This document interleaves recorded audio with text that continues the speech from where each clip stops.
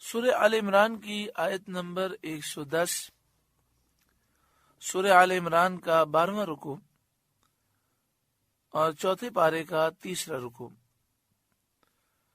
کنتم خیر امت اخرجت للناس، تم بہتر ہو ان سب امتوں میں جو لوگوں میں ظاہر ہوئیں، یعنی اے امت محمدیہ صلی اللہ علیہ وسلم، تمہیں اللہ تعالیٰ نے ساری امتوں میں افضل اور اعلیٰ بنایا۔ تأمرون بالمعروف، بھلائی کا حکم دیتے ہو، وتنہون عن المنکر، اور برائی سے منع کرتے ہو، وتؤمنون باللہ، اور اللہ پر ایمان رکھتے ہو۔ یہودیوں میں سے مالک بن سیف اور وہب بن یہودہ نے حضرت عبداللہ بن مسعود رضی اللہ تعالی عنہ اور دیگر صحابہ کرام سے کہا کہ ہم تم سے افضل ہیں، ہمارا دین تمہارے دین سے بہتر ہے، جس دین کی تم ہمیں دعوت دیتے ہو اس دین سے ہمارا دین بہتر ہے۔ اس پر یہ آیت نازل ہوئی۔ ترمذی شریف میں ہے، سید عالم صلی اللہ علیہ وآلہ وسلم نے فرمایا، اللہ تعالیٰ میری امت کو گمراہی پر جمع نہ کرے گا، اور اللہ تعالیٰ کا دست رحمت جماعت پر ہے، جو جماعت سے جدا ہوا دوزخ میں گیا۔ یعنی مسلمانوں کے اہل سنت و جماعت نبی اکرم صلی اللہ علیہ وآلہ وسلم کے عشق و محبت پر قائم ہیں۔ مسلمانوں میں سے اکثر مسلمان اسی عقیدے کے حامل ہیں۔ لوگوں کو چاہیے کہ وہ اس کے ساتھ رہیں اور اس بڑے گروہ سے جدا نہ ہوں جو صحابہ کرام سے، بزرگان دین اور اولیاء سے آج تک وہ فیض منتقل ہوا اور جس پر صدیوں سے مسلمان قائم ہیں۔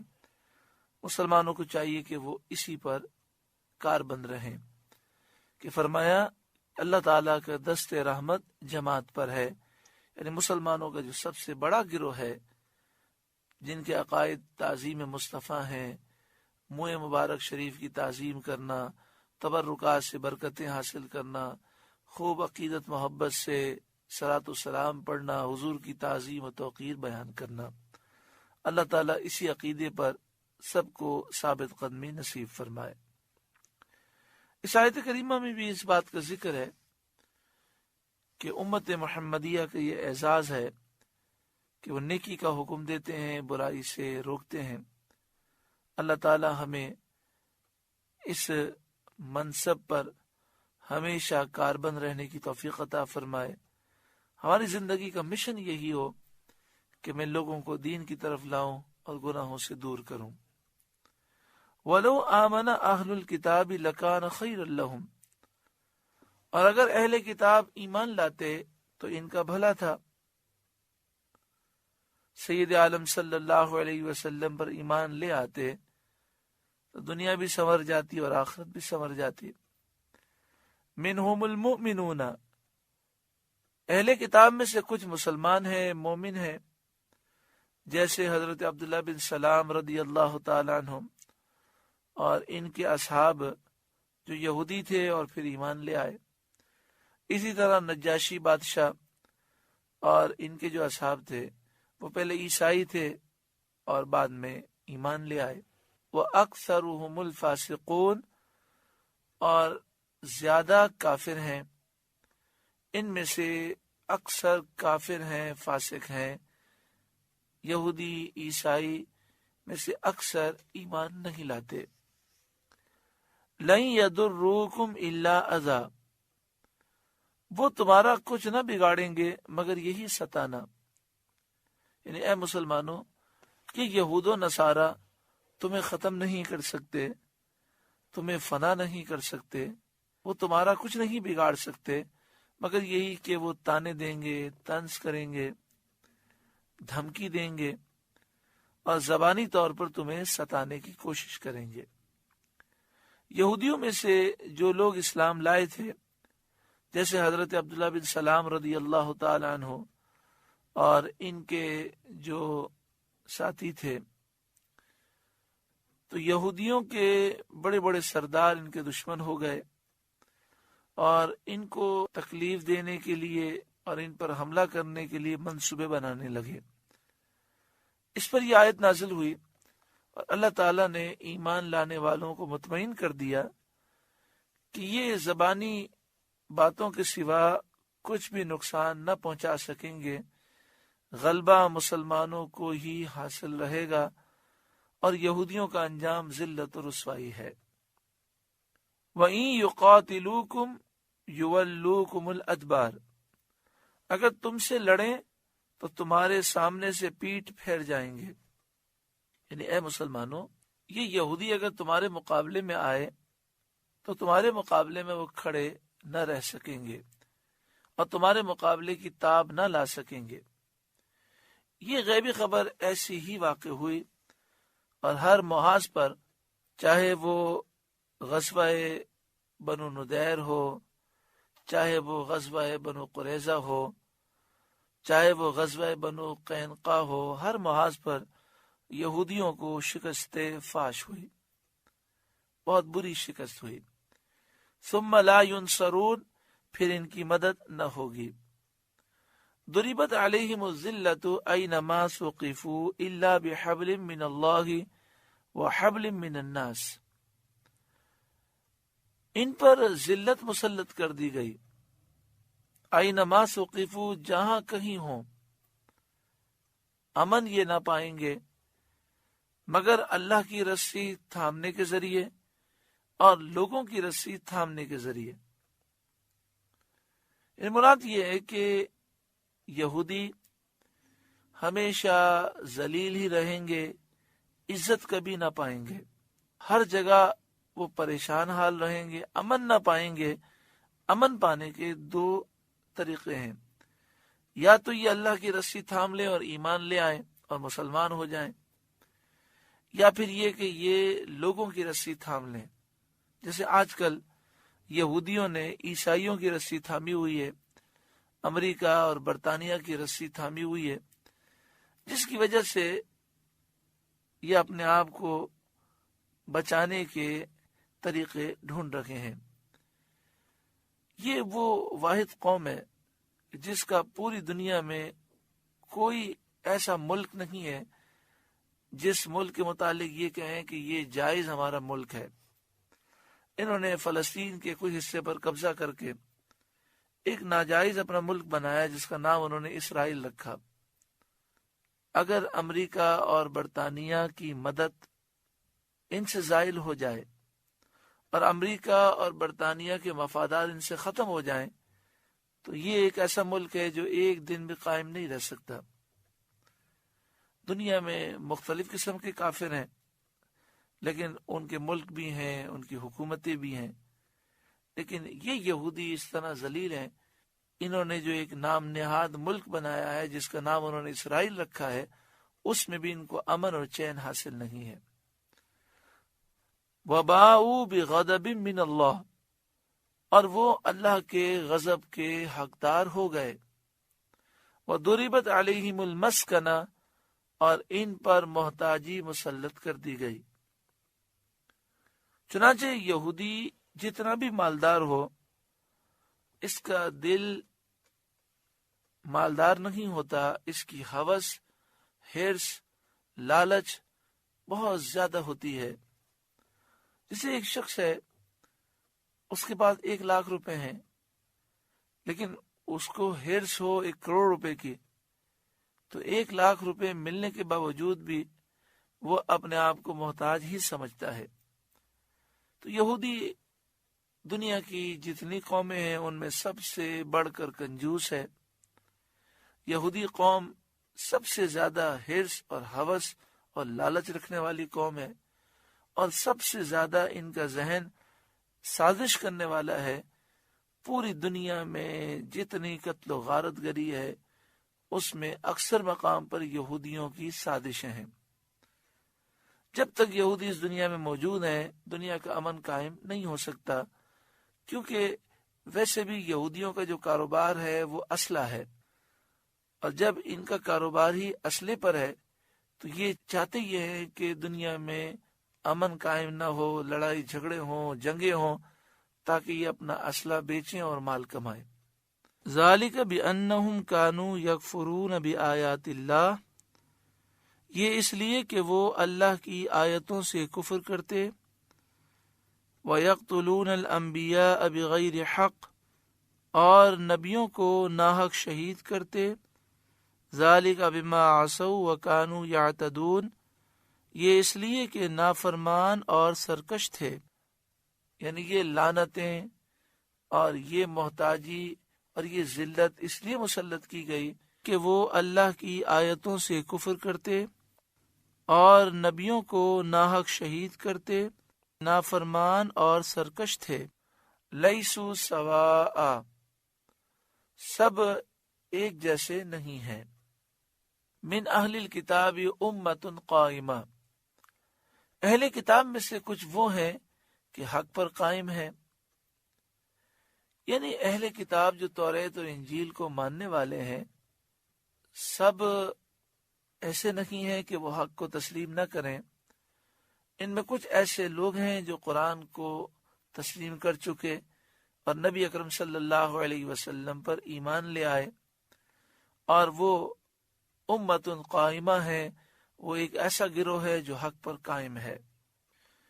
جب حضرت عبداللہ بن سلام رضی اللہ تعالیٰ عنہ اور ان کے ساتھی ایمان لائے تو یہودیوں کے جو احبار تھے، ان کے جو علماء تھے، وہ جل گئے اور جل کر کہنے لگے کہ محمد صلی اللہ علیہ وسلم پر ہم میں سے جو ایمان لائے ہیں وہ برے لوگ ہیں، اگر برے نہ ہوتے تو اپنے باپ دادا کا دین نہ چھوڑتے۔ اس پر یہ آیت نازل فرمائی گئی، اور جو یہودیوں میں سے ایمان لے آئے ان کی فضیلت بیان کی گئی۔ حضرت عطا فرماتے ہیں کہ 40 مرد نبی اکرم صلی اللہ علیہ وآلہ وسلم کی خدمت میں حاضر ہوئے، ان میں سے 32 اہل نجران تھے اور 8 کا تعلق حبشہ سے تھا، اور یہ عیسائی تھے۔ پھر نبی اکرم صلی اللہ علیہ وآلہ وسلم کی خدمت میں حاضر ہوئے اور آپ نے انہیں سورہ یاسین شریف کی تلاوت سنائی، اور یہ روتے ہوئے ایمان لے آئے۔ تو حضرت عطا فرماتے ہیں اس آیت میں ان کی بھی فضیلت ہے۔ یتلون آیات اللہ، وہ اللہ کی آیتیں پڑھتے ہیں، آنا لیل، رات کی گھڑیوں میں، وہم یسجدون، اور وہ سجدہ کرتے ہیں۔ رات کی گھڑیوں میں وہ قرآن پڑھتے ہیں، سجدہ کرتے ہیں، اس سے عشاء کی نماز مراد ہے اور نماز تہجد مراد ہے۔ یؤمنون باللہ والیوم الآخر، اللہ پر اور آخرت کے دن پر ایمان لاتے ہیں۔ وَيَأْمُرُونَ بِالْمَعْرُوفِ، اور بھلائی کا حکم دیتے ہیں، وَيَنْهَوْنَ عَنِ الْمُنْكَرِ، اور برائی سے منع کرتے ہیں۔ وَيُسَارِعُونَ فِي الْخَيْرَاتِ، اور نیک کاموں پر دوڑتے ہیں، نیک کاموں میں آگے بڑھنے کی کوشش کرتے ہیں۔ وَأُولَئِكَ مِنَ الصَّالِحِينَ، یہی لوگ نیک لوگ ہیں، صالحین میں سے ہیں۔ وَمَا يَفْعَلُوا مِنْ خَيْرٍ فَلَنْ يُكْفَرُوهُ، جو کوئی بھلائی کریں اس کا حق نہ مارا جائے گا، یعنی جس نے بھلائی کی اس کو اس بھلائی پر درجہ دیا جائے گا، ثواب دیا جائے گا۔ واللہ علیم بالمتقین، اور اللہ متقی لوگوں کو خوب جانتا ہے۔ یہودیوں نے حضرت عبداللہ بن سلام رضی اللہ تعالی عنہ اور ان کے اصحاب سے کہا تھا کہ تم نے دین اسلام قبول کر کے بہت بڑا نقصان کیا اپنا، تم خسارے میں جا کر پڑ گئے۔ تو اللہ تعالیٰ نے انہیں خبر دی کہ یہ عظیم درجات کے مستحق ہیں اور اپنی نیکیوں کا وہ صلہ پائیں گے، اور یہودیوں کی باتیں فضول ہیں۔ ان الذین کفروا لن تغنی عنہم اموالہم ولا اولادہم من اللہ شیئا، وہ جو کافر ہوئے ان کے مال اور ان کی اولاد ان کو اللہ کے عذاب سے کچھ نہ بچائیں گے۔ وَأُولَٰئِكَ أَصْحَابُ النَّارِ، اور وہ جہنمی ہیں، ہم فیہا خالدون، ان کو ہمیشہ اس میں رہنا ہے۔ یہ آیت بنی قریظہ اور بنی نذیر کے بارے میں نازل ہوئی۔ یہودیوں کے سرداروں نے ریاست حاصل کرنے کے لیے اور مال کو حاصل کرنے کی غرض سے نبی اکرم صلی اللہ علیہ وآلہ وسلم کے ساتھ انہوں نے دشمنی کی۔ اللہ تعالیٰ نے اس آیت میں یہ ارشاد فرمایا کہ ان کے مال ان کی اولاد کچھ کام نہ آئیں گے، وہ رسول اللہ صلی اللہ علیہ وآلہ وسلم کی دشمنی میں اپنی عاقبت کو برباد کر رہے ہیں۔ اسی طرح جو قریش کے مشرکین اور کافر تھے، ان میں ابو جہل کو اپنی دولت اور مال پر بڑا فخر تھا، اور ابو سفیان جو اس وقت کافروں کے سردار تھے بعد میں ایمان لائے، انہوں نے بدر کے میدان میں اور احد کے میدان میں مشرکین پر بہت کثیر مال خرچ کیا۔ اسی طرح دنیا بھر کے جتنے بھی کافر ہیں، یہ اپنی اولاد پر اور اپنے مال پر، اپنے عہدے منصب پر، اپنی حکومت پر غرور کرتے ہیں۔ تو سب کو یہ پیغام ہے کہ مال و اولاد میں سے کوئی چیز بھی ان کے کام نہیں آئے گی، اور کوئی بھی انہیں اللہ کے عذاب سے اور موت سے نہیں بچا سکے گا۔ مثل ما ينفقون في هذه الحیات الدنیا، مثال اس کی جو اس دنیا کی زندگی میں خرچ کرتے ہیں، کمثل ریح، اس ہوا جیسی مثال ہے، فیہا سر، جس میں پالا ہو، یعنی برفانی ہوا جو سخت ٹھنڈی ہوتی ہے، اصابت حرث قوم ظلموا انفسہم، وہ ایک ایسی قوم کی کھیتی پر پڑی جو خود اپنے آپ پر ظلم کر رہے تھے، فَأَهْلَكَتْهُ، تو اسے بالکل مار گئی، اس ہوا نے اسے بالکل ہلاک کر دیا۔ مفسرین کا قول یہ ہے کہ اس سے یہودیوں کا وہ خرچ مراد ہے جو اپنے علماء اور اپنے سرداروں پر کرتے تھے۔ اسی طرح جو کفار اپنے دین کی ترویج و اشاعت میں خرچہ کرتے ہیں، اسی طرح جو ریاکار دکھلاوے کے لیے مال خرچ کرتا ہے، ان سب کے لیے یہ بیان کیا گیا کہ آخرت میں ان کے لیے کوئی حصہ نہیں۔ جہاں تک ریاکار کا تعلق ہے، اسے آخرت سے کوئی غرض نہیں ہوتی، وہ اللہ کی رضا کے لیے مال خرچ نہیں کرتا، بلکہ اس کا مقصد ہوتا ہے کہ دکھاوا ہو جائے اور لوگ میری واہ واہ کریں۔ تو ایسے عمل کا آخرت میں کیا فائدہ حاصل ہوگا؟ اور جہاں تک کافر کا تعلق ہے، تو چونکہ اس کا عقیدہ درست نہیں، وہ کافر ہے، لہذا اگر اس نے آخرت کے لیے کوئی کام کیا، اول تو کافر آخرت کو مانتے نہیں، لیکن یہودی، عیسائی اور بعض کافر آخرت کو مانتے ہیں، تو انہوں نے آخرت کے لیے کوئی اچھا کام بھی کیا، تو چونکہ یہ کافر ہیں اس لیے انہیں کچھ نفع حاصل نہ ہوگا اور ان کے تمام اعمال ضائع ہو جائیں گے۔ وَمَا ظَلَمَهُمُ اللَّهُ وَلَكِنْ أَنفُسَهُمْ يَظْلِمُونَ، اللہ نے ان پر ظلم نہ کیا، ہاں وہ خود اپنی جانوں پر ظلم کرتے ہیں۔ یا ایھا الذین آمنوا لا تتخذوا بطانة من دونکم، اے ایمان والوں غیروں کو اپنا رازدار نہ بناؤ، لا یألونکم خبالا، وہ تمہاری برائی میں کمی نہیں کرتے۔ غیروں سے مراد ہے کافر۔ بعض مسلمان یہودیوں سے رشتہ داری رکھتے تھے، بعض دوستی رکھتے تھے، اور بعض یہودیوں کے پڑوسی تھے۔ تو دوستی کی وجہ سے، رشتہ داری کی وجہ سے یا پڑوسی ہونے کی وجہ سے وہ تعلقات رکھتے تھے اور میل جول رکھتے تھے۔ انہیں اس آیت کریمہ میں اس سے منع کیا گیا،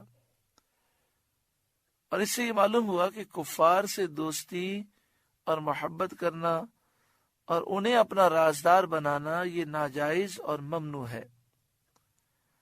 یا ایھا الذین آمنوا لا تتخذوا بطانة من دونکم، اے ایمان والوں غیروں کو اپنا رازدار نہ بناؤ، یعنی کافروں سے دوستی نہ کرو، محبت نہ رکھو اور انہیں اپنا رازدار نہ بناؤ۔ لا یألونکم خبالا، وہ تمہیں برباد کرنے میں کوئی کسر باقی نہیں چھوڑتے، وہ تمہاری برائی میں کوئی کمی نہیں کرتے، انہیں تو موقع چاہیے۔ ودوا ما عنتم، ان کی آرزو ہے جتنی تکلیفیں تمہیں پہنچے، یعنی وہ چاہتے ہیں کہ تمہیں مشقتیں پہنچے، وہ تمہارے دکھ دیکھ کر خوش ہوتے ہیں۔ قد بدت البغضاء من افواہہم، ان کی دشمنی ان کی باتوں سے جھلک اٹھی ہے، ان کے منہ سے ان کی دشمنی ظاہر ہو گئی ہے۔ وما تخفی صدورہم اکبر، اور وہ دشمنی جو سینے میں چھپائے ہیں وہ زیادہ بڑی ہے۔ یعنی اے مسلمانوں، بعض اوقات ان کے منہ سے ایسے جملے نکلتے ہیں جس سے اندازہ ہوتا ہے کہ یہ تم سے بغض رکھتے ہیں، لیکن جو نفرت ان کے سینوں میں ہے اور یہ چھپائے ہوئے ہیں وہ بہت زیادہ ہے، جس کا وہ اظہار نہیں کرتے۔ قد بینا لکم الآیات ان کنتم تعقلون، ہم نے نشانیاں تمہیں کھول کر سنا دی، اگر تمہیں عقل ہو تو ان کافروں سے دوستی نہ کرو۔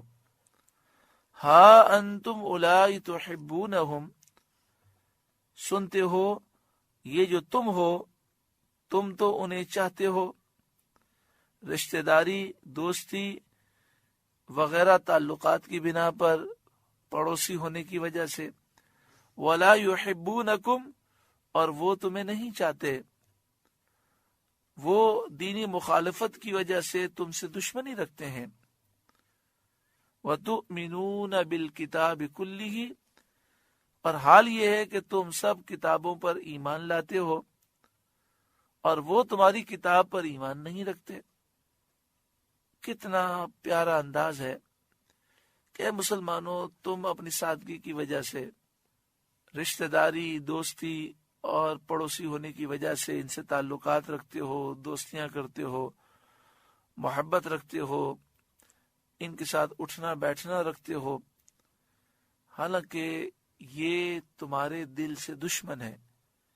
یہ جتنی بھی محبت کا اظہار کریں یہ سب فراڈ ہے، یہ دل سے تمہارے مخالف ہے۔ یہاں تو کافروں کا ذکر ہے، اسی طرح جتنے بھی بد عقیدہ ہیں، بد مذہب ہیں، جو مسلمانوں پر شرک کے الزام لگاتے ہیں، بدعت کے الزام لگاتے ہیں، میلاد شریف کے مخالف ہیں، صلاۃ و سلام عقیدت محبت سے تعظیم کے ساتھ کھڑے ہو کر پڑھنے کے مخالف ہیں، اور دیگر مسلمانوں میں وہ تفرقہ پھیلاتے ہیں، نفرتیں پھیلاتے ہیں۔ بعض ہمارے بھائی ان سے دوستیاں کرتے ہیں، ان کو سینے سے لگاتے ہیں، ان کے ساتھ وہ اٹھنا بیٹھنا، پکنک اور نہ جانے کیا کچھ کرتے ہیں، اور وہ کہتے ہیں نہیں وہ تو اچھے ہیں۔ تو یہ بات یاد رکھیں کہ یہ صرف زبان سے اس طرح کی منافقت کرتے ہیں، دل میں ہرگز وہ ہم سے محبت نہیں رکھتے، اور وہ ہمیں بھی بدعقیدہ بنانا چاہتے ہیں۔ اس لیے ہمیں چاہیے کہ ایسے لوگوں سے دور رہیں۔ نبی اکرم صلی اللہ علیہ وآلہ وسلم کی حدیث پاک ہے، وَلَا تُجَالِسُوهُمْ، ان کے پاس مت بیٹھو، وَلَا تُوَاكِلُوهُمْ، ان کے ساتھ کھانا مت کھاؤ۔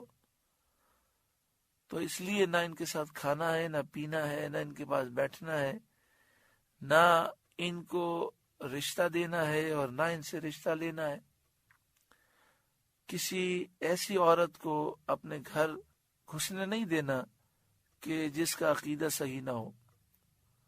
بسا اوقات عورتوں سے دوستی کر لیتی ہیں، وہ گھروں میں آ جاتی ہیں اور پھر عورتوں میں ذہن خراب کر کے انہیں بدعقیدہ بنا دیتی ہیں۔ اسی طرح جب بدعقیدہ عورت سے شادی کر لی جائے تو وہ پورے خاندان کو برباد کر دیتی ہے۔ آگے ارشاد فرمایا وَإِذَا لَقُوكُمْ قَالُوا آمَنَّا، اور وہ جب تم سے ملتے ہیں کہتے ہیں ہم ایمان لائے۔ یہ منافقین کا حال بیان کیا جا رہا ہے۔ وَإِذَا خَلَوْا عَدُّوا عَلَيْكُمُ الْأَنَامِلَ مِنَ الْغَيْظِ، وَإِذَا خَلَوْا، اور جب اکیلے ہوں، عَدُّوا عَلَيْكُمُ الْأَنَامِلَ مِنَ الْغَيْظِ، تو تم پر انگلیاں چبائیں غصے سے، اتنی تم سے نفرت ہے۔ قل، اے محبوب آپ فرمائیے، موتوا بغیظکم، اپنی جلن میں مر جاؤ۔ ان اللہ علیم بذات الصدور، بے شک اللہ تعالی دلوں کی باتوں کو خوب جانتا ہے، جو تمہارے دل میں ہے اللہ اسے خوب جانتا ہے۔ ان تمسسکم حسنۃ تسؤہم، اگر تمہیں کوئی بھلائی پہنچے تو انہیں برا لگے، اس پر وہ جلتے ہیں، رنجیدہ ہوتے ہیں۔ بظاہر تو خوشی کا اظہار کرتے ہیں کہ بہت اچھا ہوا، آپ کو یہ نفع ہو گیا، لیکن دل سے یہ جلتے ہیں اور موقع کی طاق میں ہوتے ہیں کہ کسی طریقے سے یہ نقصان پہنچائیں۔ وَإِن تُصِبْكُمْ سَيِّئَةٌ يَفْرَحُوا بِهَا، اور اگر تم کو برائی پہنچے، نقصان ہو جائے تو اس پر خوش ہوتے ہیں۔ وَإِن تَصْبِرُوا وَتَتَّقُوا، اور اگر اے مسلمانوں تم صبر کرو اور تقوی پرہیزگاری اختیار کرو، لا يَضُرُّكُمْ كَيْدُهُمْ شَيْئًا، تو ان کا مکر و فریب تمہارا کچھ نہ بگاڑے گا، یہ تمہیں کچھ بھی نقصان نہ دے سکیں گے۔ ان اللہ بما یعملون محیط، بے شک ان کے سب کام اللہ کے گھیرے میں ہیں، اللہ ان کے اعمال کو گھیرے ہوئے ہے۔ اگر تم صبر کرو، تقوی اختیار کرو، تقوی نام ہے اللہ تعالیٰ کی فرمانبرداری کا، تو تم ان سے دوستی اور محبت نہ کرو، اللہ کی فرمانبرداری کرو، تو اللہ تبارک و تعالی تمہاری مدد فرمائے گا، اور ایسی روحانی مدد ہوگی کہ یہ دشمن تمہیں کچھ نقصان نہ پہنچا سکیں گے۔ سورہ آل عمران کا 12واں رکوع مکمل ہوا۔ اللہ رب العالمین اس رکوع کے نور سے ہم سب کے قلوب کو روشن منور فرمائے۔ اللہ